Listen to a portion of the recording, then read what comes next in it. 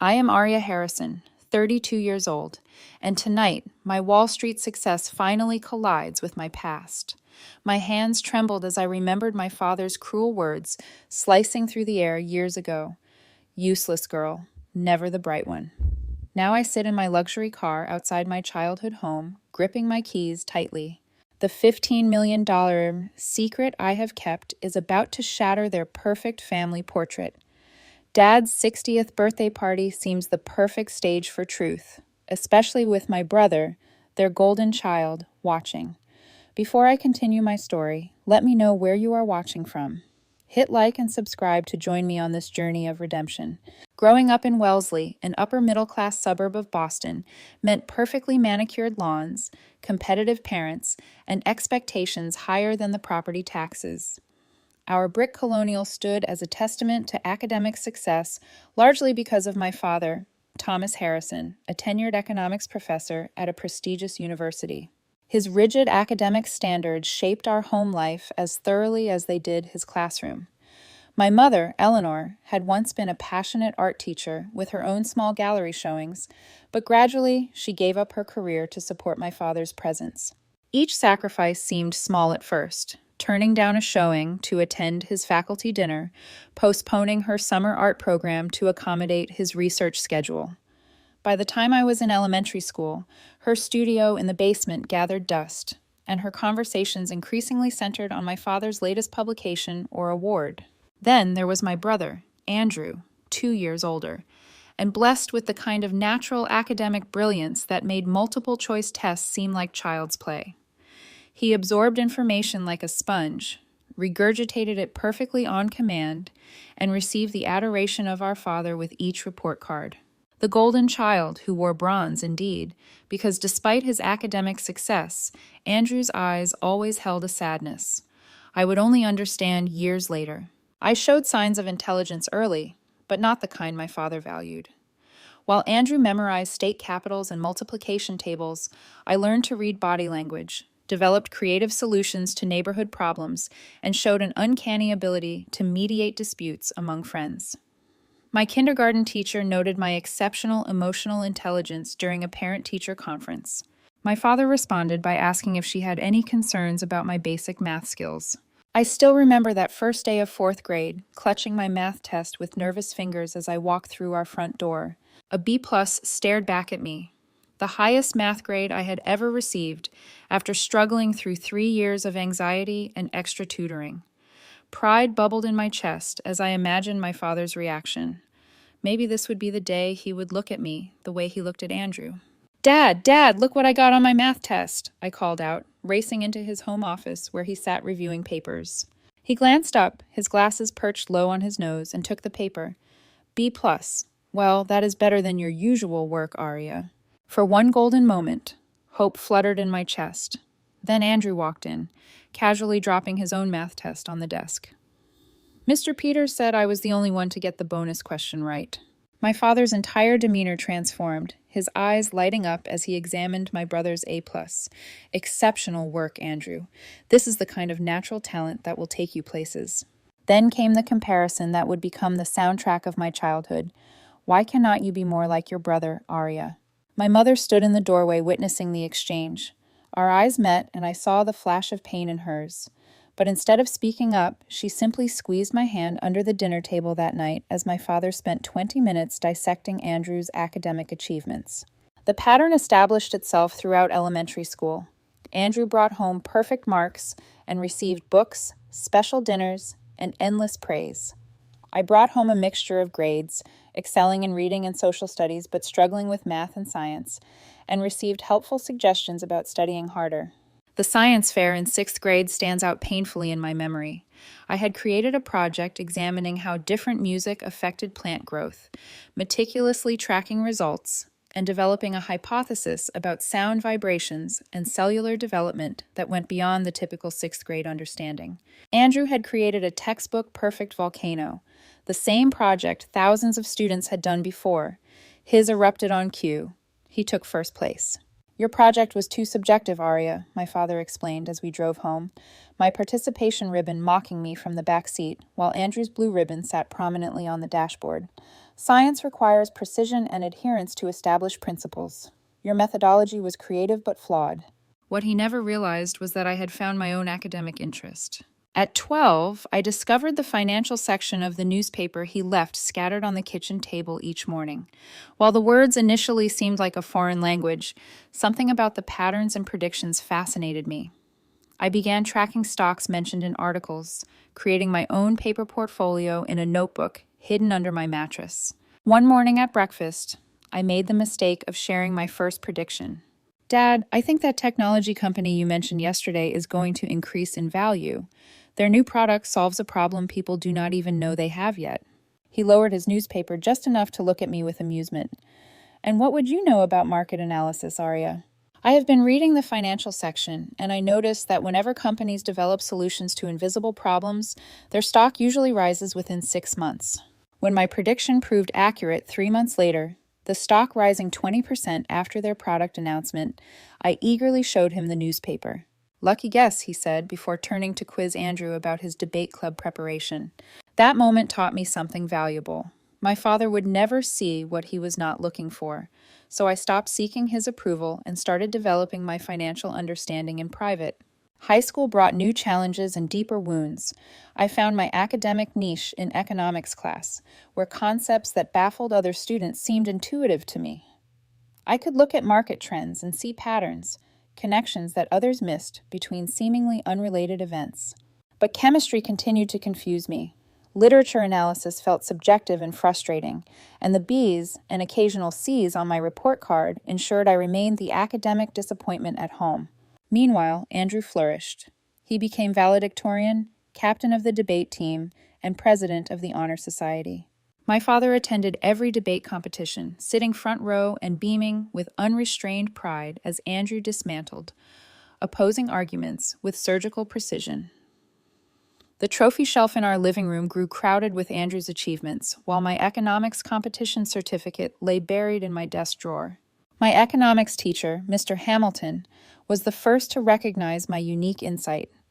After I accurately predicted a market shift for our class simulation that resulted in my virtual portfolio outperforming everyone else's by a significant margin, he pulled me aside. Arya, you have a natural talent for market analysis that I rarely see even in undergraduate students. Have you considered pursuing economics in college? His words were the first academic validation I had received, and they lit a fire inside me. With his encouragement, I started a small investment club at school. 6 of us pooled our allowance and part-time job money, creating a modest fund of $3,000 that I managed based on my market research.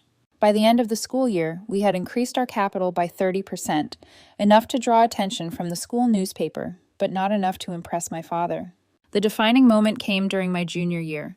Andrew had reached the state finals for debate, scheduled the same weekend as the regional economics competition where I would be representing our school. Without hesitation, my parents chose to attend Andrew's event. He is competing at the state level, Arya, my mother explained gently. This is important for his college applications. I won first place at the economics competition. When I called home with the news, my mother answered and offered congratulations before quickly returning to her detailed account of Andrew's second-place finish at the debate tournament. My trophy joined my certificate in the desk drawer. College application season brought the tension to a breaking point. Andrew received acceptance letters from Harvard, Princeton, and Yale, each one displayed proudly on the refrigerator. I applied to 7 schools, including my father's alma mater, hoping my strong economics grades and competition wins might finally earn his approval. The rejection letter from his university arrived on a Tuesday. Despite my above-average grades and exceptional economics performance, I had not made the cut. I hid the letter in my room, but somehow my father found out, perhaps from a colleague on the admissions committee. That night at dinner, he cleared his throat as my mother served pot roast, Andrew conspicuously absent at a study group. I heard you were rejected by my university today. My fork froze halfway to my mouth. Yes, but I still have other options. State University has a good business program, and they offered me a partial scholarship. He scoffed, cutting his meat with precise movements. State University accepts anyone with a pulse. Their business program is mediocre at best. Their finance track is actually highly rated, I countered, feeling heat rise in my cheeks. Let us be realistic, Arya. You will never be the bright one in this family.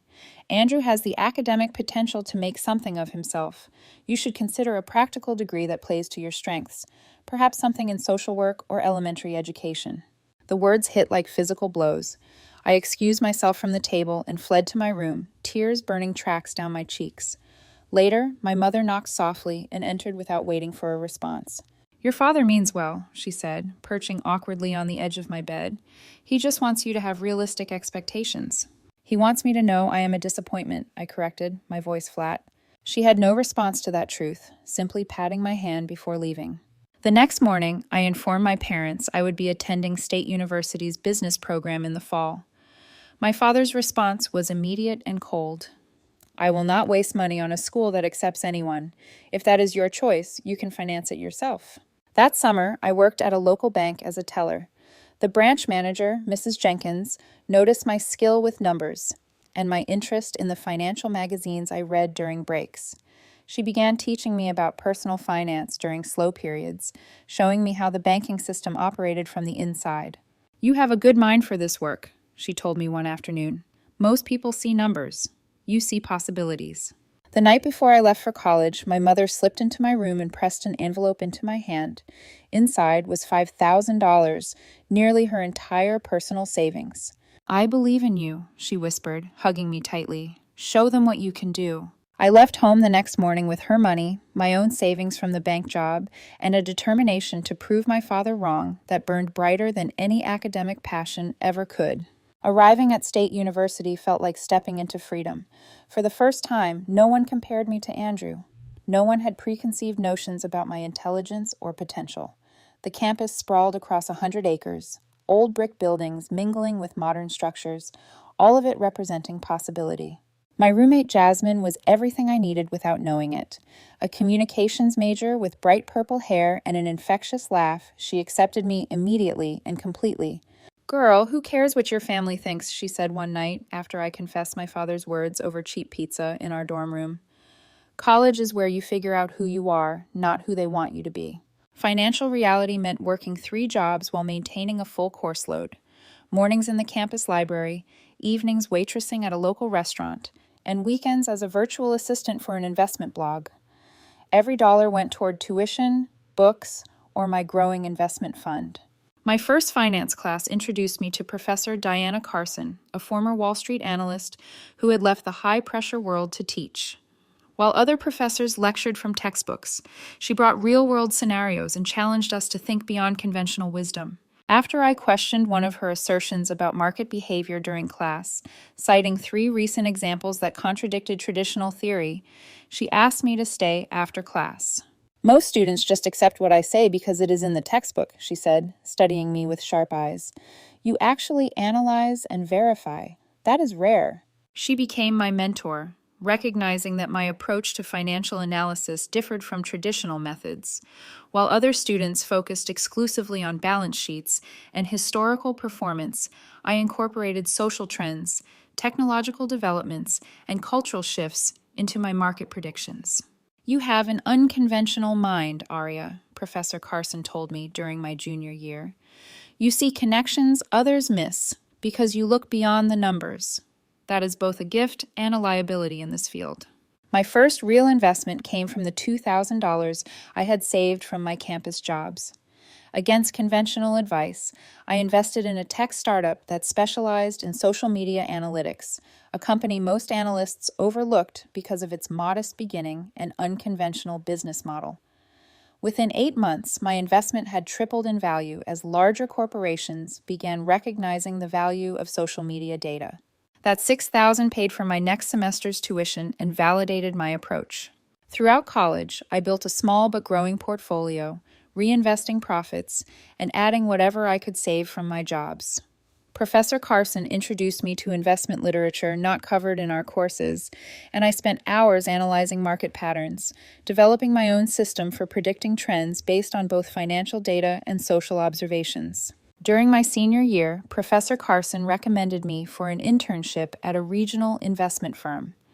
There, I met Leslie Montgomery, a senior analyst who had fought her way up in the male-dominated financial world of the 1980s and 90s.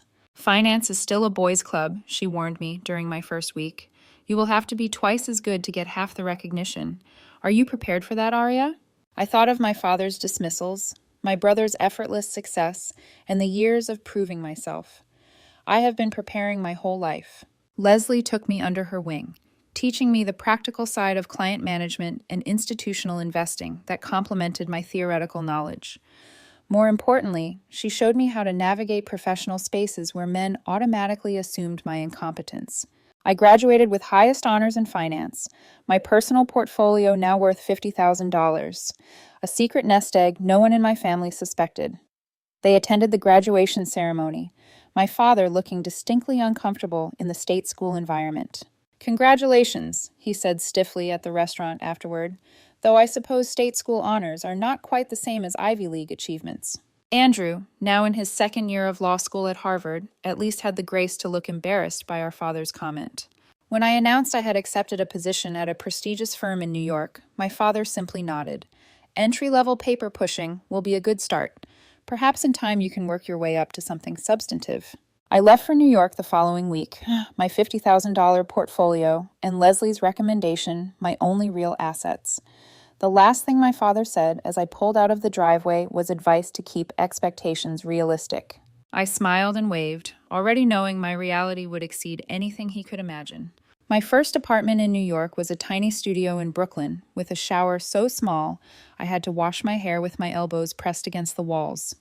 The hour-long commute to Manhattan's financial district ate into my sleep, but stepping into those gleaming towers each morning made every sacrifice worthwhile. I had arrived in the epicenter of global finance, and no one here knew I was supposed to be the disappointment. The investment firm placed me in an entry-level analyst position, part of a team of 20 new hires, evaluating potential opportunities for senior advisors. Most of my colleagues came from Ivy League schools, their confidence bolstered by family connections and prestigious degrees. They initially dismissed me, the state school graduate with the unfashionable shoes and homemade lunches. 3 months into the job, we were asked to prepare investment recommendations for an upcoming pitch meeting. I identified a pattern in social media usage that suggested a particular platform was poised for explosive growth despite its current modest performance. My analysis combined traditional metrics with data about changing user demographics and engagement patterns. When I presented my findings in the team meeting, the senior executives exchanged skeptical glances. "That is an interesting theory, Miss Harrison," said Mr. Phillips, the department head, "but we prefer investments with established performance records. Your social media hunch is too speculative for our client profiles." They selected the safe, traditional options for the client presentation. That night, I used $10,000 from my personal portfolio to invest in the company they had rejected. 6 months later, that social media platform announced partnership deals with 3 major corporations, and their stock price increased by 300%. Meanwhile, the firm's recommended investments had yielded an average 8% return. I did not gloat or mention my personal investment. Instead, I continued developing my hybrid analysis method, combining traditional financial metrics with social trend analysis and technological innovation patterns. I kept 2 sets of investment recommendations, one for the firm's conservative approach and one for my growing personal portfolio. My breakthrough came when Garrett Thompson, a senior partner who managed high net worth accounts, overheard me discussing market trends with a colleague in the break room. Something in my analysis caught his attention, and he invited me to share my thoughts on several positions in his client portfolios. When 3 of my predictions proved remarkably accurate, he began consulting me regularly, though informally. After my personal portfolio outperformed the firm's official selections for the 4th consecutive quarter, he called me into his office. "You have an unusual approach, Arya," he said, leaning back in his leather chair. "Unconventional, but I cannot argue with results. I am assigning you to my team effective immediately." That promotion at 26 made me the youngest senior analyst at the firm, with a small portfolio of clients and a substantial raise. I moved to a better apartment, invested my bonuses, and began building a reputation for accurate, if unorthodox, market predictions. Over the next 2 years, I developed an investment algorithm that quantified my analytical approach, combining traditional financial indicators with social media sentiment analysis, technological adoption rates, and cultural trend forecasting. My client portfolio consistently outperformed market averages by significant margins. My personal investments grew exponentially as I applied my methodology with greater freedom than the firm allowed. By 28, my net worth had crossed the $1 million mark, a fact I shared with no one, especially not my family. Visits home became increasingly rare, limited to major holidays and the occasional family event. My parents' house, once the center of my universe, now felt stifling and small. My father still introduced me as our daughter, who works for a company in New York, while speaking at length about Andrew's cases at his prestigious law firm. "Still pushing papers in the big city?" my father asked during one Christmas visit as Andrew detailed his recent court victory. "Something like that," I answered, not mentioning that I now managed a $100 million portfolio for the firm's wealthiest clients. At 28, I made the decision that would transform my career. Using my market insights, industry connections, and $800,000 of my own money, I launched Innovative Capital, a boutique investment firm specializing in identifying emerging market opportunities others missed. The first year was brutal. I worked 18-hour days, slept on the office couch, and poured every cent into building the business. Traditional clients were skeptical of my youth, my gender, and my unconventional methods. For every 10 pitches, I might land one small account. The turning point came when Nathan Blackwell, a tech entrepreneur who had recently sold his company for $30 million, decided to trust me with $5 million for investment. He had read about my market predictions in an industry newsletter and recognized the same pattern recognition abilities that had made him successful. "The old guard is too attached to what worked yesterday," he told me during our first meeting. "I want someone who sees what will work tomorrow." His portfolio grew by 60% in the first year. Word spread, and suddenly Innovative Capital had a waiting list of clients eager for my perspective. I hired a team of analysts, trained in my methodology, expanded to larger offices, and found myself managing over $500 million in assets by my 31st birthday. The Wall Street Journal feature came later that year, "The Social Oracle of Wall Street: How Aria Harrison's Unconventional Methods Are Rewriting Investment Rules." The article detailed my unique approach and remarkable success rate, accompanied by a professional photo of me in my corner office with the Manhattan skyline behind me. I kept a copy of that article locked in my desk drawer, but never sent it to my parents. They still believed I worked for an investment company, with no idea that I owned the firm or that my personal net worth had crossed $15 million. I bought a luxury condo in Manhattan with floor-to-ceiling windows and views of Central Park, while they assumed I rented a nice apartment. Each Christmas, I downplayed my success, deflected questions about my career, and listened to my father praise Andrew's law practice, which had plateaued at a respectable but unexceptional level. I drove a rented economy car when visiting home, wore simple clothes, and never mentioned the celebrity clients or hedge fund managers who sought my advice.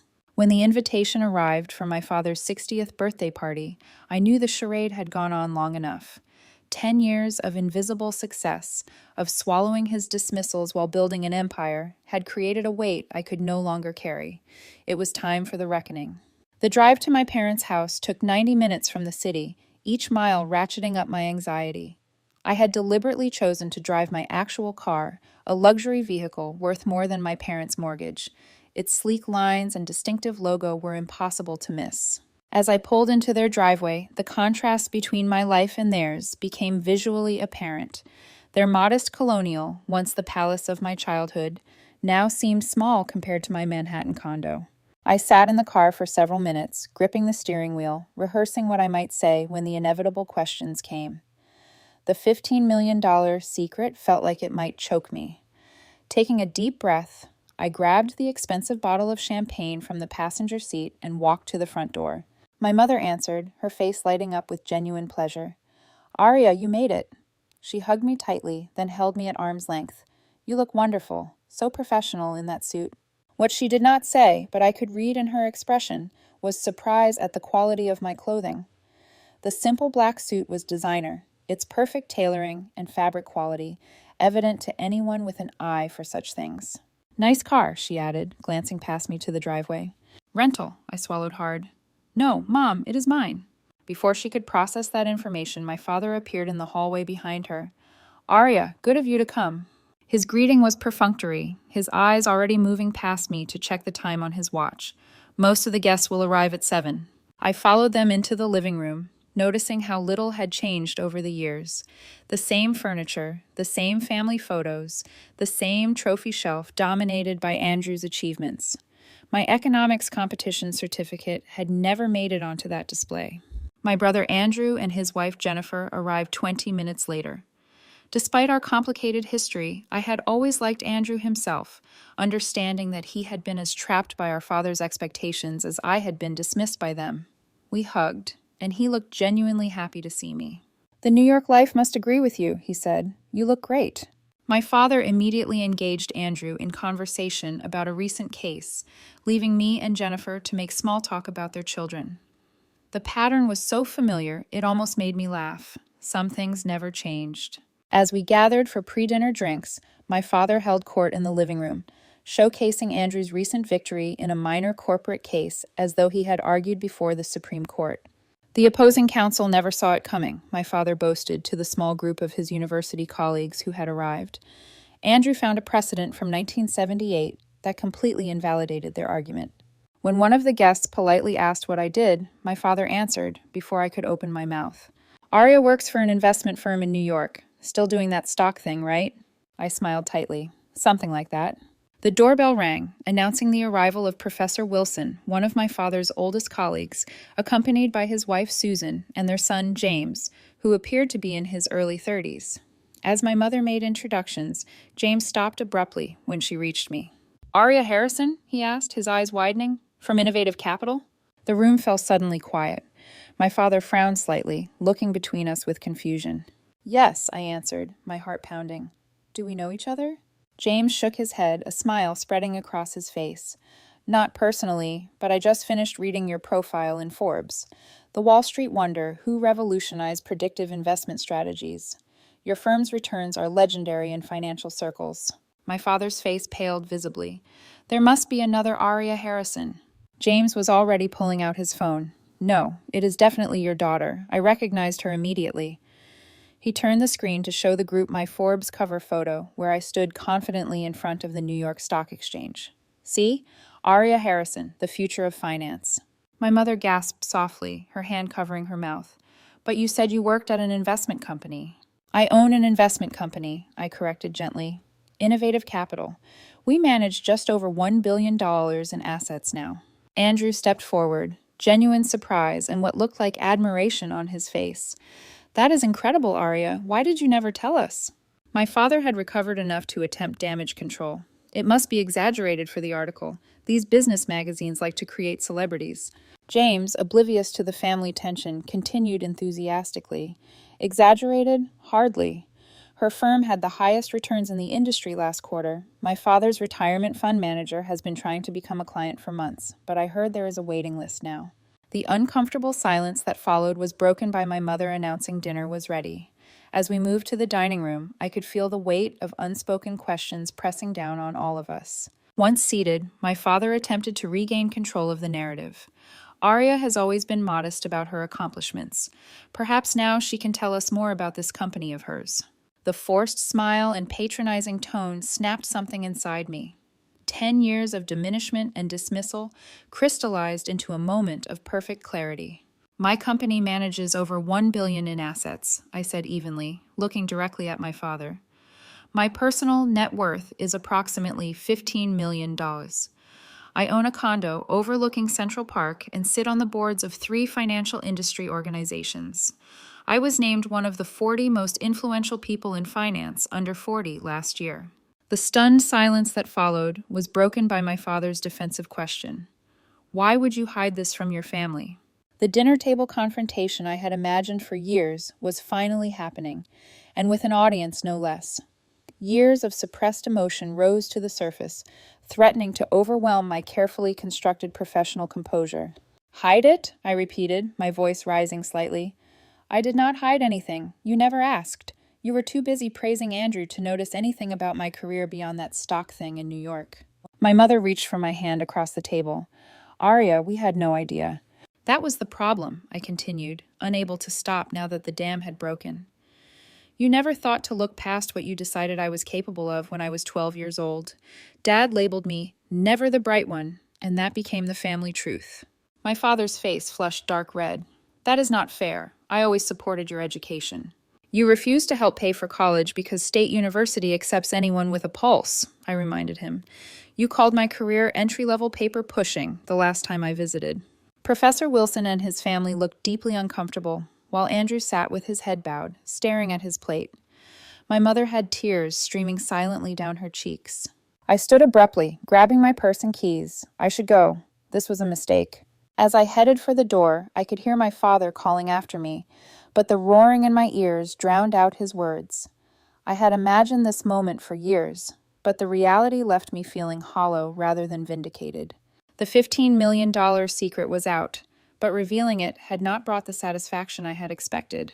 I made it to my car in the driveway, but my hands were shaking too badly to insert the key into the ignition.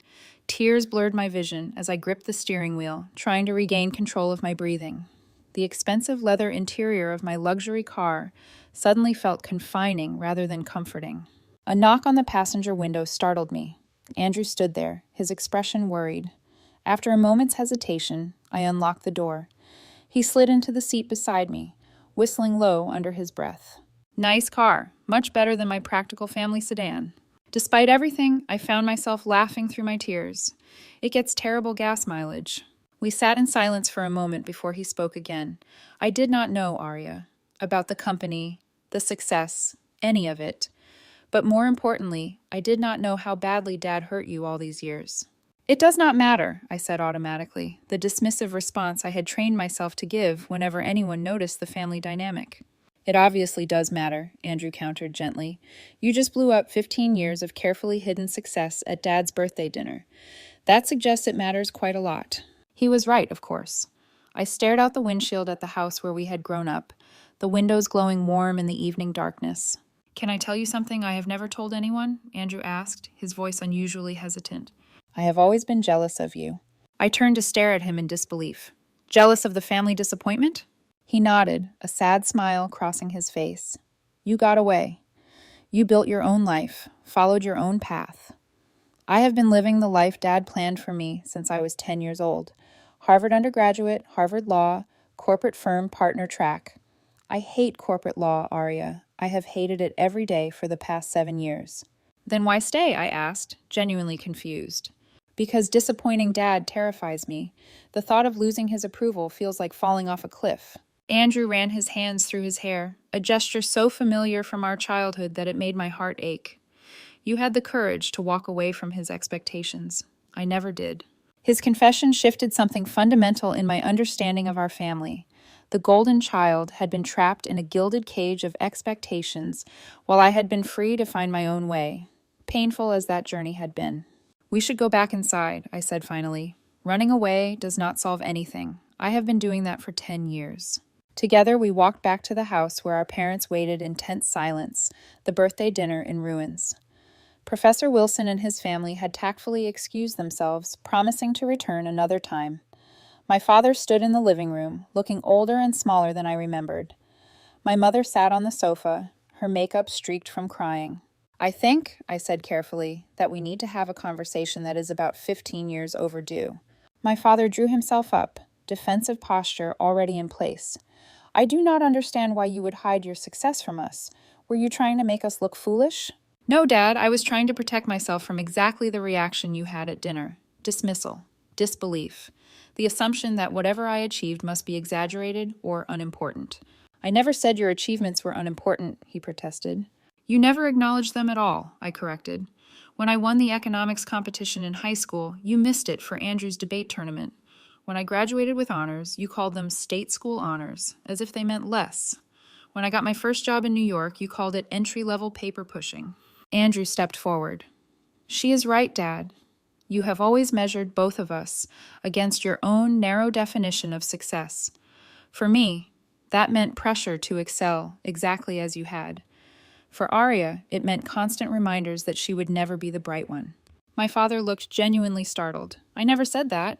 You did, my mother said quietly, surprising us all. At dinner, after she was rejected by your alma mater. You said those exact words, and I sat there and let you say them to our daughter." The silence that followed her statement was profound. My mother rarely contradicted my father, and never about his treatment of us. "I failed you both," she continued, looking between Andrew and me. "I let your father define success so narrowly that neither of you ever had a chance to just be yourselves. I gave up my own career, my art, to support his, and then watched him do the same thing to both of you." My father sank slowly into his armchair, the weight of his wife's words visibly affecting him. "I pushed because I wanted you both to succeed," my father said finally. "Everything I did was to ensure you had the best opportunities." "No," I replied, finding strength in the simple truth. "You pushed because you wanted us to succeed in ways that validated your own choices. My success came not because of your pushing, but despite it. I succeeded because I finally stopped trying to be what you wanted and started being who I actually am." I took out my phone and pulled up my company website, showing him the press coverage, the performance records, the industry recognition. "This is what I built while you were dismissing my career as that stock thing in New York. I have clients who manage billion-dollar hedge funds. I advise tech entrepreneurs and Fortune 500 companies. And not once in 10 years did you ever ask me a single substantive question about my work." For the first time in my life, I saw something break in my father's expression, his perpetual certainty cracking to reveal doubt and perhaps regret. "I did not know," he said, his voice uncharacteristically small. "You did not ask," I corrected. Andrew placed his hand on my shoulder in silent support. "Dad, I have something to tell you too. I hate being a corporate lawyer. I have always wanted to teach. I have been offered a position at the law school, and I am going to take it." My father looked up, startled. "But your partnership track is making me miserable," Andrew finished firmly. "Just like your narrow expectations made Arya miserable for years." My mother rose and came to stand between us, taking both our hands. "I think it is time we all started being honest with each other. Thomas, you and I need therapy, both as a couple and as parents. We need to learn how to support our children's actual dreams, not the dreams we projected onto them." My father looked around at the three of us, united for perhaps the first time in standing up to his rigid expectations. I expected anger, dismissal, or defensiveness. Instead, he simply looked tired and suddenly much older than 60. "I never meant to hurt either of you," he said finally. "I thought I was doing what was best." "You thought you knew better than everyone else," my mother finished gently. "But you were wrong, Thomas. Look at what Arya has accomplished without your guidance. Look how unhappy Andrew has been following it." "Can we start over?" my father asked, the question directed primarily at me. "Can we try to build something different?" It was not the sweeping apology I had sometimes imagined, but the vulnerability in the question was something I had never heard from him before. "Not start over," I said carefully. "But maybe start from here, with the truth. All of it. That includes clear boundaries about how you speak to me, and acknowledging who I actually am, not who you decided I was." My father nodded slowly. "I would like that." We moved to the dining room, the forgotten birthday dinner now cold on our plates. As we reheated food and poured fresh drinks, the conversation gradually shifted. For the first time, my father asked detailed questions about my investment methodology, listening with genuine interest to my explanations of how I combine traditional analysis with social trend forecasting. "It is unconventional," he admitted, "but clearly effective. You always did see connections others missed." That small acknowledgement, 10 years too late but finally given, felt like a door opening between us. "Happy birthday, Dad," I said, raising my glass in a toast, "to new beginnings." He met my eyes across the table, and for the first time in my adult life, I saw what might have been pride in his gaze. "To new beginnings," he echoed, and to the daughter I failed to see clearly for too long. It was not a perfect resolution, but it was a start. The wall of silence and dismissal had finally cracked, letting in the possibility of something better. 6 months after my father's birthday dinner revelation, we sat in a therapist's office in Boston, our 4th family session. The healing process had been neither quick nor easy, but change was happening in small, significant increments. My father had begun the difficult work of acknowledging his harmful patterns, particularly his tendency to value only one narrow type of achievement and to withhold approval as a form of control. In our second session, he had broken down while recounting how his own father had treated him the same way. I became the very thing I hated, he admitted, his voice rough with emotion. I measured both of you against impossible standards because that was all I knew. My mother had found her voice again, both literally and figuratively. She had reopened her art studio in the basement and begun teaching classes at the community center. Small changes at first, but her increasing willingness to express her own needs and opinions had transformed the dynamic between them. I enabled the favoritism for years, she acknowledged during one particularly difficult session. By staying silent, I became complicit in the harm it caused. Andrew had made the boldest external change, leaving his corporate law position to accept a teaching role at the university. The dramatic cut in salary had been offset by an equally dramatic increase in his happiness and well-being. The perpetual tension he had carried in his shoulders since childhood had finally eased. For the first time in my life, I am not performing for anyone's approval, he told me over coffee one afternoon. I am just doing what I love. My own journey had been more internal than external. I maintained clear boundaries with my parents, limiting visits and calls to what felt comfortable while remaining open to the new relationship slowly forming. I created a scholarship fund for unconventional business thinkers at State University, specifically targeting students who showed market insight but might not excel in traditional academic metrics. Through my company, I established a mentorship program for young women in finance, remembering how Leslie's guidance had been crucial to my early career. Twice monthly, I met with promising female analysts and shared both technical knowledge and strategies for navigating the still male-dominated financial world. My relationship with my parents gradually transformed into something authentic rather than performative. We would never have the easy closeness some families enjoyed, but the pretense and dismissal had been replaced by careful honesty. My father no longer introduced me as our daughter who works in New York, but instead spoke with genuine, if still learning, pride about my financial innovations. 3 months after our therapy began, my father attended an industry awards ceremony where I received recognition for my firm's performance. Watching him from the podium, I saw him applaud with genuine enthusiasm, no longer threatened by a type of success different from his own. The following month, I attended my mother's first art showing in 20 years, purchasing her largest canvas for my office conference room. The abstract piece, titled Renaissance, symbolized her own rebirth as much as our family's healing process.